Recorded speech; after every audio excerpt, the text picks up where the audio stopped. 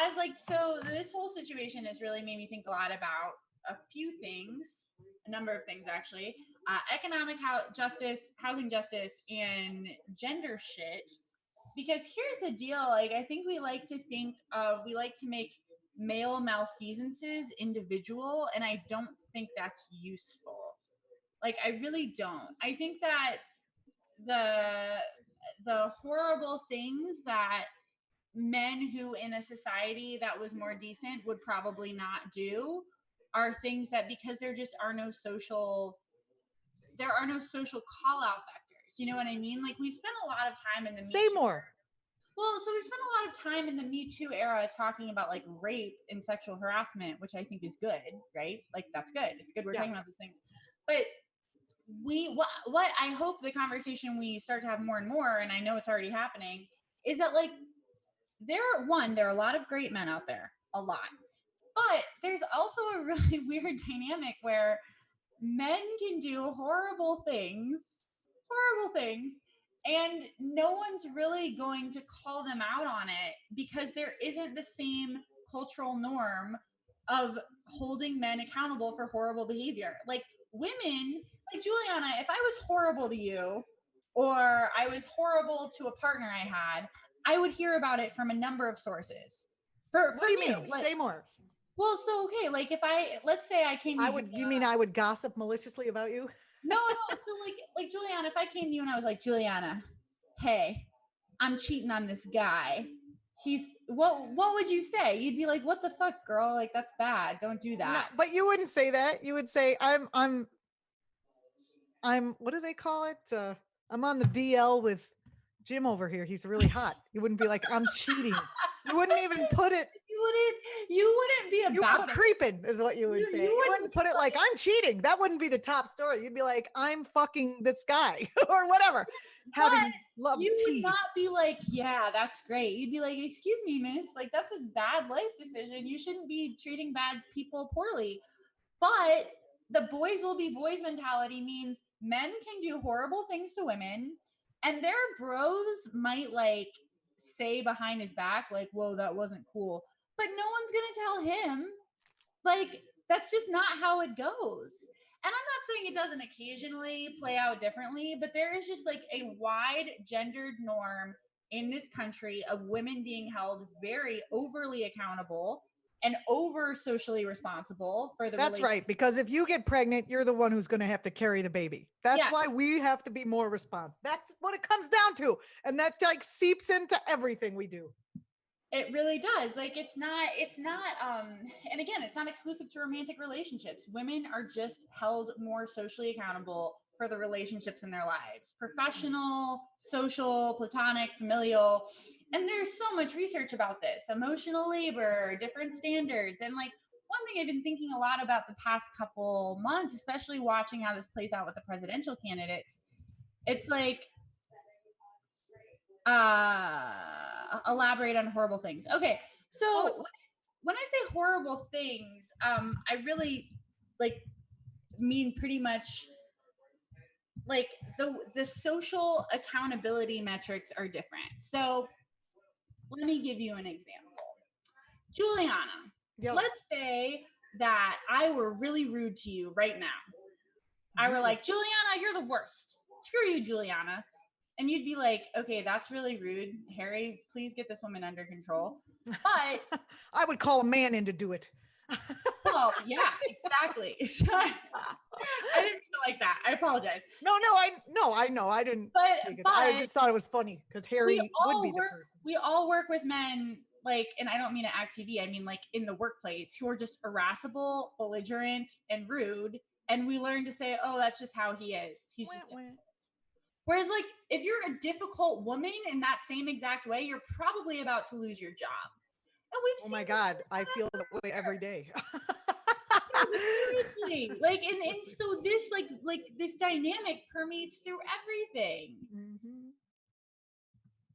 Yeah, there's definitely differences in what there's differences. What can you do? I don't know. Are you talking about something specific that happened to you? Oh, I was just generalizing from my experience because this is where I have been thinking of. I mean, so the way my relationship has played out, yeah, Brad, exactly. How about the difference between a slut and a guy that gets around? Well, that's another good example. Like, so it's been really weird. I've been slut shaming a lot of guys these days. Good. Like, you are being a disgusting slut. I'm not saying that, like, look, I'm all about sex positivity and I think people should do whatever they want. However, I'm about sex negativity, and I'll tell you why. Something you that brought up. I am not in any way a purist, and I do think also people should have the freedom to do what they want and learn from whatever experience. But I do think that the way that we have discussed the casual nature of sex is problematic, and that it's especially problematic for women who are trying to make a decision on whether a partner is good for them or not. Uh, for example, let's say you had sex with some guy that you kind of like. And then someone's like, hey, that guy just made, I'm going to use an example from your life, Jocelyn. That guy just made a really creepy rape joke. You would be way more likely to be like, oh, well, he was nice to me in the sack. You know, exactly. sex is a super powerful bonding thing that I think sometimes the freedom of sexuality and feminist movements have overlooked the fact that it can actually blind you to making a good choice about who might be a decent life partner. So I hate to be like going back 1,000 years, and people should, of course, have the freedom to do whatever they want. But just knowing how a powerful a bonding force it can be for some, not for all, because sometimes you can just spread it around and it doesn't bother you, whatever. That it's just important to know that, you know, maybe you're already bonded with your uh with your base chakra before your crown chakra has had the opportunity to make a good decision on whether this person is someone who is willing, I you think know, that's who would make a good partner. I think that's very real, and I don't know what the answer is because I think you're right. I think you're right, and it's funny. It's something I think about a lot because, especially now that I'm single again. And the last time I was single, I was like way more like, how do I put this? Uh, Experimental. no, virginal. Like, Yes. literally, do you know how much shit my siblings are giving me right now? They're like, have you ever hooked up with someone who hasn't proposed to you? And I'm like, yeah, shut up. I'm free. I'm liberated. But so like as I I move in, don't think you need to be free and liberated. That's what I'm saying. I think free and liberated, and people should be able to do whatever they want without condemnation by society. But I think that free and liberated and has a lot of fucking pitfalls that the left is afraid to talk about. They're just afraid to talk about science. Like, you have sex with someone, oxytocin blows out of your brain, and then you feel bonded to that person, and then you are blinded to the fact that he is an alcoholic with a pedophile ring. You know, it's you're like, well, we did it. You know, it's what happens in your brain. Not all brains, hashtag, not all brains work the same way, etc. well, and Brad brought up, you know, it's important to know the difference between sexual compatibility and personality. So this is where I get torn about it. So I think, Brad, you would bring that up. no, but it's important. Knowing your history a bit. I think that I was actually like kind of damaged by my virginal nature because every time I was attracted to a man, I thought like, well, we're soulmates, you know, like, and it's like, so I think I don't know. I think there's a certain amount of sexual Yeah, no, I know what you mean. It's like, where yeah, it's that's the thing I'm talking about. It's like, oh, yeah, exactly. You're like, I have sexual attraction and therefore it's the soulmate thing. No, you have to watch someone a really long time, and it helps if you go through a personal crisis while you're dating that person to see how they respond to you.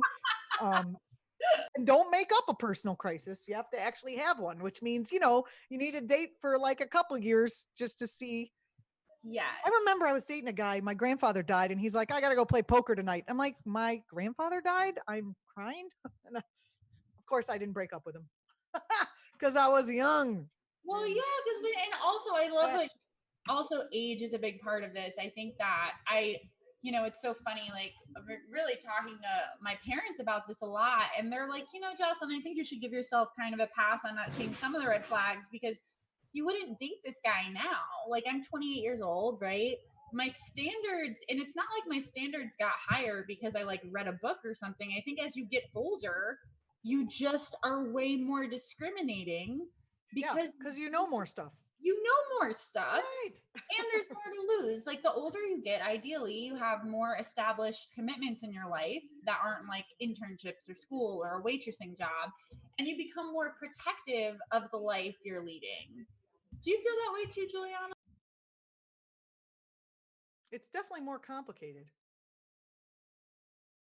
I suddenly feel like I'm not sure what happened. It's quiet. What happened? Can you hear me? I can hear you. Oh, you can? Okay.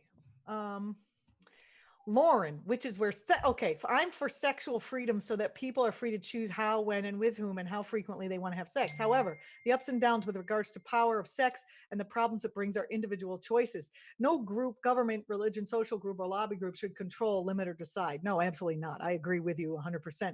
The consequences of free love are up to the individuals. Well, it's not, though, because science actually plays a part. So, but the consequence falls on individuals. Having a panic attack in front of a potential mate is my second base. Nice, vice versa. Sex education is needed. Yes, I agree with that. But it can't be just, it should also be about bonding and brain chemicals. It shouldn't just be about like, here's the banana and here's the fucking Y that they put on the board. Hey, boy, I'm trying to get up in your brain chemicals. Just saying. Brain chemicals, very important. You have to know that when you are in love and when you are fucking, you are drunk on brain chemicals. Same as when you just had a baby, you are drunk on brain chemicals. You are not in your right mind. Now, I'm watching a thing on Netflix about babies and brain chemicals, so it's kind of forefront of my mind and what the chemicals and bonding do, like between a mom and dad, and between a dad and baby, and between a mom and baby, and between same-sex couples and babies, and what the differences and what the similarities are. And it's very, very fascinating. But I do remember feeling like drunk on love when she first came out. It's crazy. I love that. I think that's really awesome. Oxytocin gang. Yeah. So you want to be careful about the decisions you're making when you're in love, because you're not necessarily making them on a straight, sober mentality. You know what I'm saying? Yeah. And this is why. That's why you need friends. I keep saying, Jocelyn, next time you meet someone that you want to get serious with, you have to parade them through a bunch of friends who have promised you that they are going to be honest and straightforward with you. And then you can make your decision based, if like four of them have the same feedback, like, he Hey, no. hates women, you might. Activity. Next time I like a guy, I'm gonna invite him to an act.tv retreat, and then we're gonna be like, all right, we've just done all this work stuff. All right, Jocelyn's next contestant. Please, could you stand up and greet the tribe? And then Juliana will be like, hello, I have some questions about your early upbringing. Yes, exactly. And I want to see this person interact with his mom, if the mom is still alive, and some aunts. I want to see they interact, because that's what you're going to get most likely, not 100% of the time.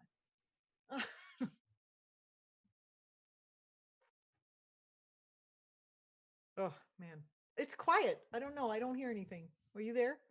Why am I missing? Or are you just not talking? Lauren is saying I'd rather free love and sexual education than a return to Puritanism. Yeah.